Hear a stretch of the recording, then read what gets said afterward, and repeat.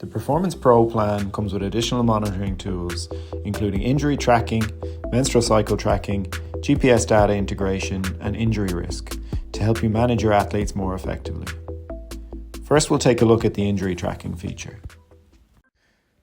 With RYPT, you can record and track detailed injuries and communicate injury status, training availability, and target return dates with the rest of your coaching team to allow for more effective planning.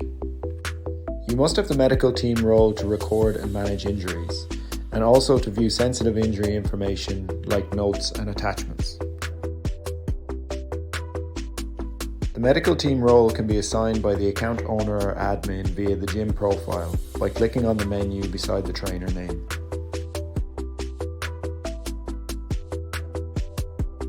Recording injuries is done through the user profile.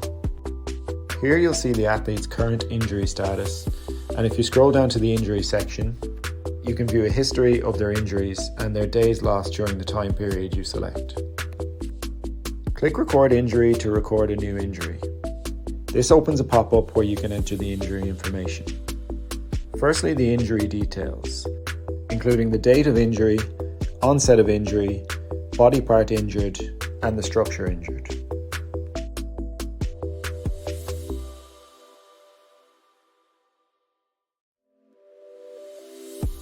Next, the site of injury if applicable, the type of injury, the grade of injury if applicable, and whether or not the injury is a recurrence.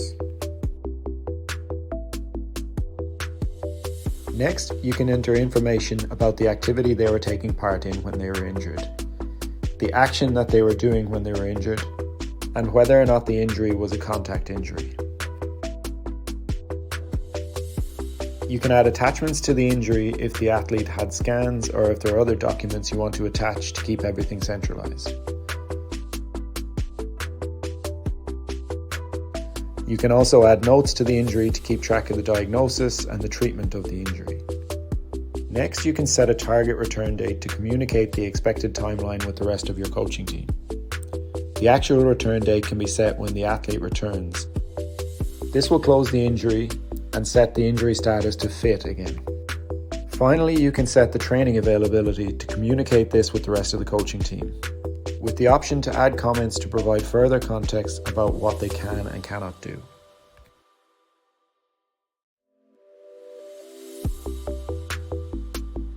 Then click Save to save the injury. The injury will then appear on the injury list. If you click on the menu, you can see that you can update the injury as the athlete progresses through their rehab, with shortcuts to add attachments, update notes, set the return date, or update the training availability. All of the injuries can be viewed on the Injuries dashboard in the Analysis section. Here you can select the group or the individual athlete and the time period that you want to display.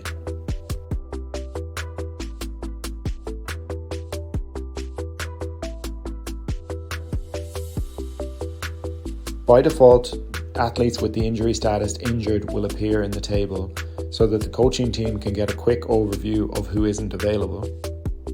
But if you also want to include the athletes that have recovered from injury during the time period, you can use the filter to include the currently fit athletes. The entire coaching team can access the dashboard to see who's available and what they can and can't do, and you can also generate PDF injury reports to share them with them if necessary. Just click on the PDF icon to generate the report. Next, we'll take a look at the menstrual cycle tracking feature.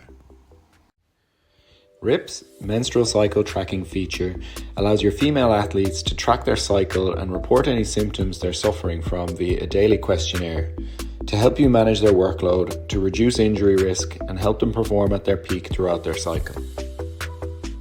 First, we'll take a look at the menstrual cycle questionnaire your athletes submit in the RYPT app. To fill out their questionnaire for that day, the athlete simply clicks on the plus in the top right-hand corner of the screen and then clicks menstrual cycle.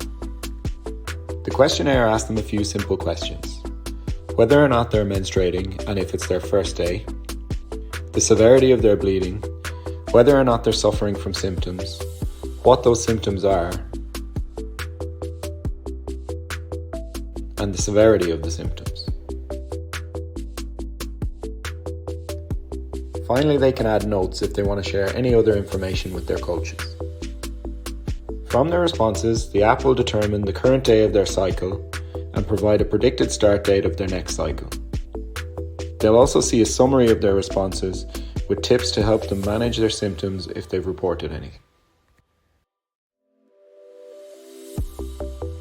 They can see a history of their responses in the menstrual cycle section of their profile, where they'll also see the current day of their cycle and the predicted start date of their next cycle, as well as their most commonly reported symptoms. Your athlete's menstrual cycle data feeds directly into your calendar where you can monitor their responses. In the group calendar view, you'll see a summary of all your athletes' responses, with flags to identify if they've reported that they're menstruating or if they've reported that they're suffering from symptoms.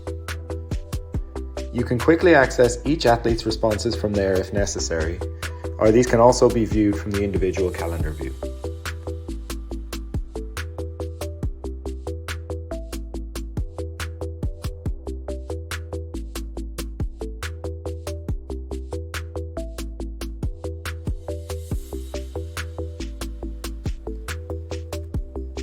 Next, we'll take a look at the GPS data integration.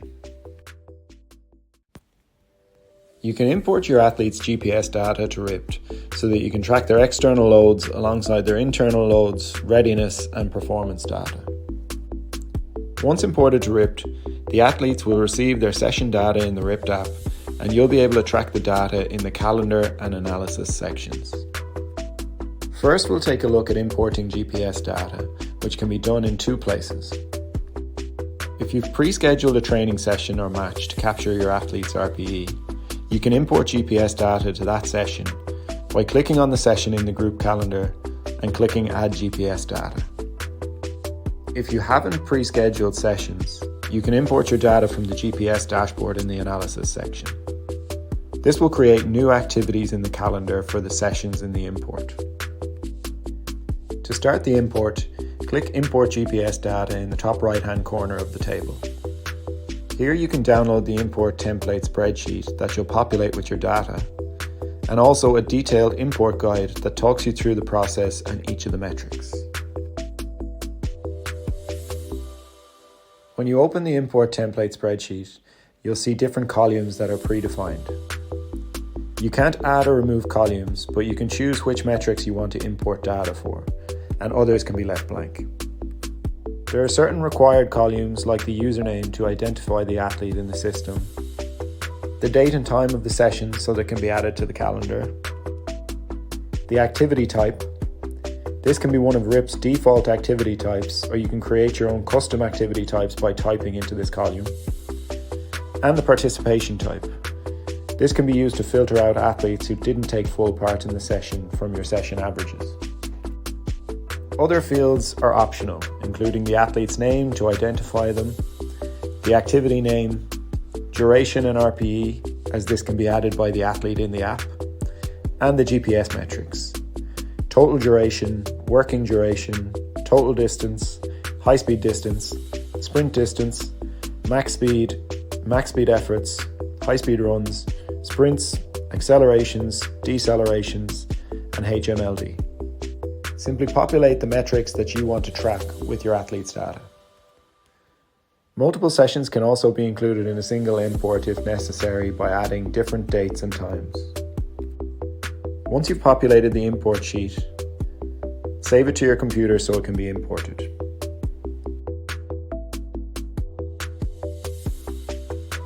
On the import screen, you're asked to give the import a name so that you can identify it later if you need to undo the import.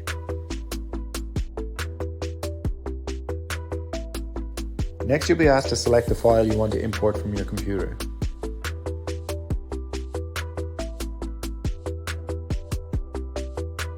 Then you'll be taken to the review screen, which will provide a summary of the athletes, dates, and activity types that you're importing. It will also display any errors or warnings if there are any issues with the spreadsheet you're trying to import. You can download a new version of your file with the errors and warnings highlighted so that you can easily correct them. If you're happy, you can click Upload File to finish the upload. Then your data will be ready to view in the calendar and dashboard. If you realize that you made a mistake, you can click on Manage Imports and remove the import.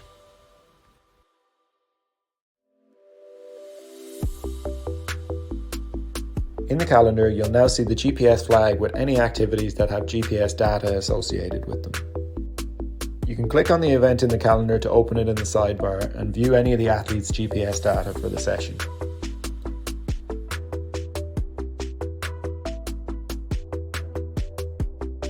You can view the data in more detail in the GPS dashboard in the Analysis section.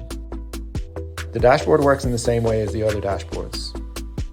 First, you select the group or the individual that you want to analyze and the time period that you want to view.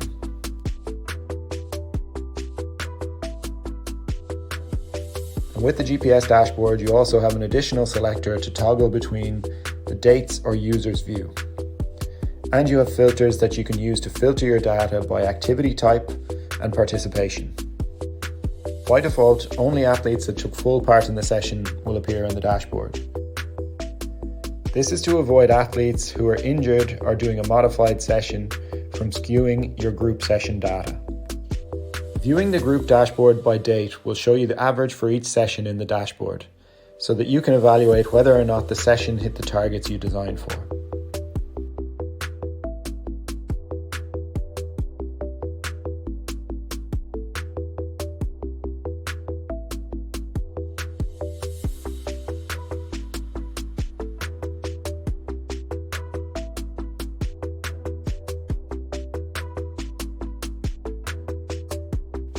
If you toggle to the user's view, you'll be presented with each athlete's total for the time period you selected, and you can compare them on the graphs to monitor each athlete's training load carefully.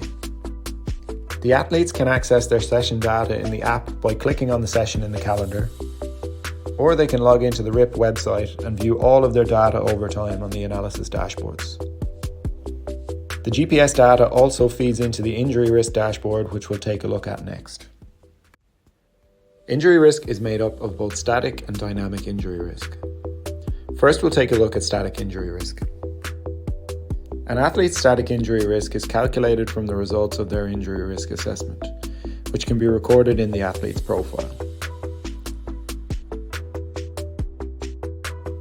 Click Add Test Data to add a new assessment for the athlete and select the date of the assessment. The static injury risk assessment is made up of multiple variables that impact the athlete's possible predisposition to injury, including training age, shoulder health, hip health, ankle health, strength profile, conditioning profile, explosive profile, and maturation. You can customize the assessment depending on the context, the athlete, the demands of the sport, etc. But you must assess a minimum of 5 variables to calculate static injury risk. Each variable is rated good, okay, or bad, and you can view a suggested rating system by clicking the question mark beside the title.